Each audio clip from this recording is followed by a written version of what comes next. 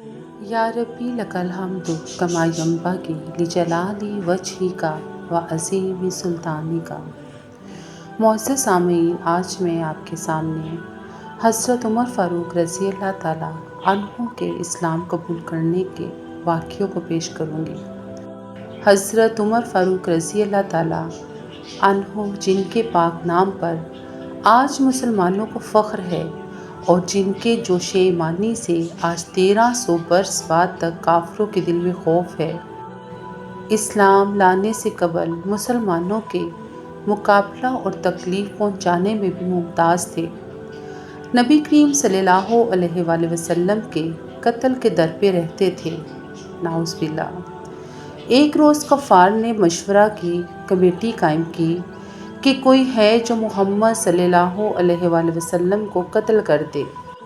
حضرت عمر فاروق رضی اللہ تعالیٰ عنہ نے کہا کہ میں کروں گا۔ لوگوں نے کہا کہ بے شک تم ہی کر سکتے ہو۔ عمر تلوار لٹکائے ہوئے اٹھے اور چل دیے۔ اسی فکر میں جا رہے تھے کہ ایک صاحب قبیلہ زہرہ کے، جن کا نام حضرت سعد بن ابی وقاص رضی اللہ تعالیٰ عنہ ہے، ملے۔ انہوں نے پوچھا کہ عمر کہاں جا رہے ہو؟ کہنے لگے کہ محمد صلی اللہ علیہ وآلہ وسلم کے قتل کی فکر میں ہوں، نعوذ باللہ۔ سعد نے کہا کہ بنو ہاشم اور بنو زہرہ اور بنو عبد مناف سے کیسے مطمئن ہو گئے، وہ تم کو بدلے میں قتل کر دیں گے۔ اس جواب پر بگڑ گئے اور کہنے لگے کہ معلوم ہوتا ہے تو بھی بے دین یعنی مسلمان ہو گیا، لا پہلے تجھے کو نمٹا دوں۔ یہ کہہ کر تلوار سونت لی اور حضرت سعد رضی اللہ تعالیٰ عنہ نے بھی یہ کہہ کر کہ ہاں میں مسلمان ہو گیا ہوں، تلوار سنبھال لی۔ دونوں طرف سے تلوار چلنے کو تھی کہ حضرت سعد رضی اللہ تعالیٰ عنہ نے کہا کہ پہلے اپنے گھر کی خبر تو لے، تیرے بہن اور بہنوئی دونوں مسلمان ہو چکے ہیں۔ یہ سننا تھا کہ غصے سے بھر کے سیدھے بہن کے گھر گئے۔ وہاں حضرت خباب رضی اللہ تعالیٰ عنہ آپ کے بہن اور بہنوئی کو قرآن شریف پڑھا رہے تھے۔ حضرت عمر فاروق رضی اللہ تعالیٰ عنہ نے دروازہ کھولا۔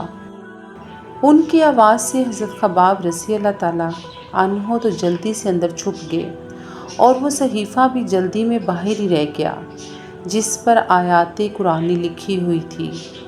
ہمشیرہ نے دروازہ کھولا۔ حضرت عمر کے ہاتھ میں کوئی چیز تھی جس کو بہن کے سر پر مارا، جس سے سر سے خون بہنے لگا، اور کہا کہ اپنی جان کی دشمن تو بھی بددین ہو گئی۔ اس کے بعد گھر میں آئے اور پوچھا کہ کیا کر رہے تھے اور یہ آواز کس کی تھی؟ بہنوئی نے کہا کہ بات چیت کر رہے تھے۔ کہنے لگے کیا تم نے اپنے دین کو چھوڑ کر دوسرا دین اختیار کر لیا؟ بہنوئی نے کہا کہ اگر دوسرا دین حق ہو تب۔ یہ سننا تھا کہ ان کی داڑھی پکڑ کر کھینچی اور بے تحاشا ٹوٹ پڑے اور زمین پر گرا کر خوب مارا۔ بہن نے چھڑانے کی کوشش کی تو ان کے منہ پر ایک تماچا اس زور سے مارا کہ خون نکل آیا۔ وہ بھی آخر عمر ہی کی بہن تھی۔ کہنے لگی کہ عمر، ہم کو اس وجہ سے مارا جاتا ہے کہ ہم مسلمان ہو گئے۔ بے شک ہم مسلمان ہو گئے ہیں، جو تجھ سے ہو سکے تو کر لے۔ اس کے بعد حضرت عمر کی نگاہ اس صحیفے پر پڑی جو جلدی میں باہر رہ گیا تھا، اور بہن کی اس طرح خون میں بھر جانے سے شرم بھی آ رہی تھی۔ کہنے لگے کہ اچھا مجھے دکھلاؤ یہ کیا ہے؟ بہن نے کہا کہ تو ناپاک ہے اور اس کو ناپاک ہاتھ نہیں لگا سکتے۔ ہر چند اصرار کیا مگر وہ بے وضو اور غسل کے دینے کو تیار نہ ہوئی۔ حضرت عمر نے غسل کیا اور اس کو لے کر پڑھا۔ اس میں سورہ طٰہٰ لکھی ہوئی تھی اور اس کو پڑھنا شروع کیا۔ جیسے جیسے پڑھتے گئے حالت ہی بدل گئی۔ کہنے لگے کہ اچھا مجھے بھی محمد صلی اللہ علیہ وآلہ وسلم کی خدمت میں لے چلو۔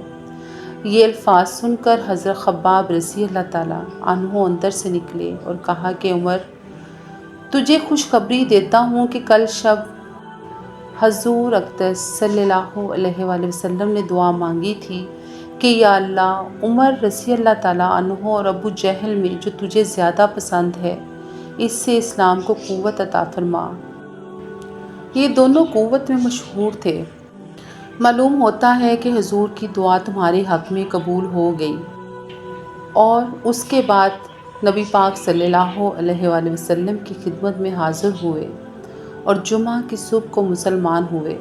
ان کا مسلمان ہونا تھا کہ کفار کے حوصلے پست ہونا شروع ہو گئے، مگر پھر بھی یہ نہایت مختصر جماعت تھی، اور وہ سارا مکہ مکرمہ بلکہ سارا عرب، اس لیے اور بھی جوش پیدا ہوا، اور جلسے کر کر کے مشورہ کر کے ان حضرات کو ناپید کرنے کی کوشش ہوتی تھی، اور طرح طرح کی تدبیریں کی جاتی تھی۔ تاہم اتنا ضرور ہوا کہ مسلمان مکہ کی مسجد میں نماز پڑھنے لگے۔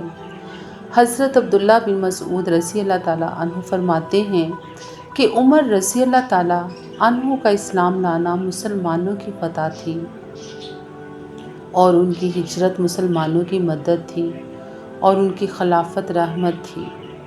معزز سامعین، حضرت عمر فاروق رضی اللہ تعالیٰ عنہ، جو کہ اسلام کے بدترین دشمن تھے، کہ جن کے ڈر سے لوگوں کا برا حال ہو جاتا تھا، جب انہوں نے اسلام قبول کیا تو اس سے اسلام کو بڑی طاقت نصیب ہوئی، اور آپ کی معیت میں ہی پہلی مرتبہ تمام صحابہ اکرام رضی اللہ تعالیٰ عنہ نے نبی کریم صلی اللہ علیہ وآلہ وسلم کی ہمراہ خانہ کعبہ میں نماز ادا کی۔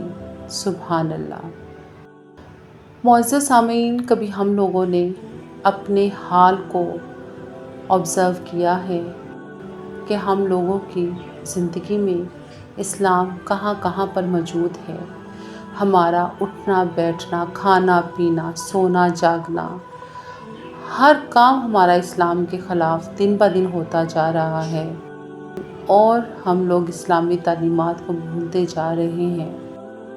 یہ اللہ تعالیٰ کا ہم پر سب سے بڑا احسان ہے کہ ہم مسلمان پیدا ہوئے ہیں، اور بحیثیت مسلمان ہمیں اپنی زندگیوں کو اسلامی تعلیمات کے مطابق گزارنا چاہیے، تاکہ ہم دنیا اور آخرت میں سرخرو ہوں، اور وہ اسلام کے جس کو پھیلانے میں نبی کریم صلی اللہ علیہ وآلہ وسلم نے 23 سال کے عرصہ میں وہ تمام صعوبتیں برداشت کی، وہ تمام مصیبتیں برداشت کی۔